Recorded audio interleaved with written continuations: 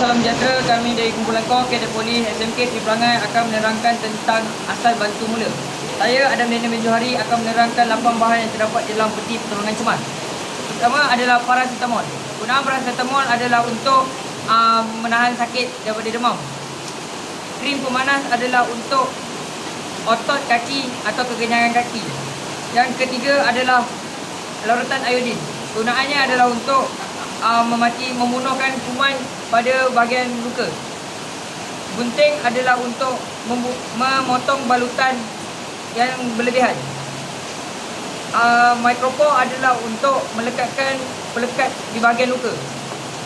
Sarung tangan adalah untuk mengelakkan daripada jangkitan kuman daripada sentuhan. Plaster adalah untuk menampal sakit di bahagian kurang daripada 2 cm. Dan yang terakhir adalah clip bandage. Gunaannya adalah untuk membalut bahagian bengkak, seselium dan cekehen.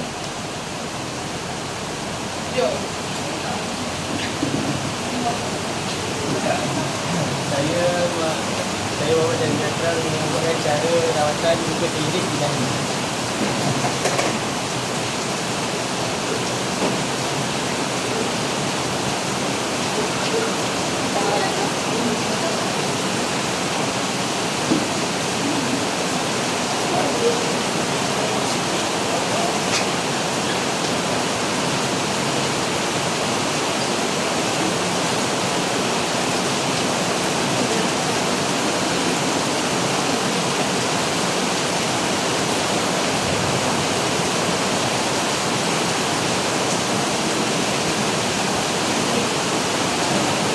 Saya Aki Hamzah akan membuat demonstrasi balutan anduk tangan cekehen.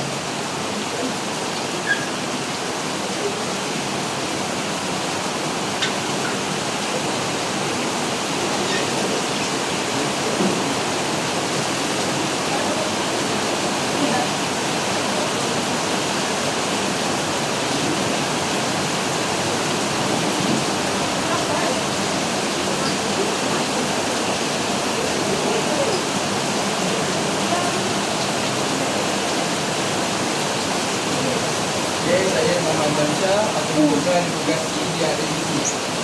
Yang pertama, laser. Pastikan kawasan putaran mata dalam keadaan yang selamat. Yang kedua, respon. Jika dah ada respon, segera membuat panggilan kecemasan. Dan seterusnya, airway. Cek laluan pernafasan mangsa. Dongakkan kepala. Dekat dalam mangsa. Dan lihat. Dan seterusnya, breathing. Rasa nafas menggunakan pipi, mata lihat kepada dada. Dan terakhir, cek nadi mangsa. Kira tiada nadi, mangsa telah meninggal. Sekian, terima kasih.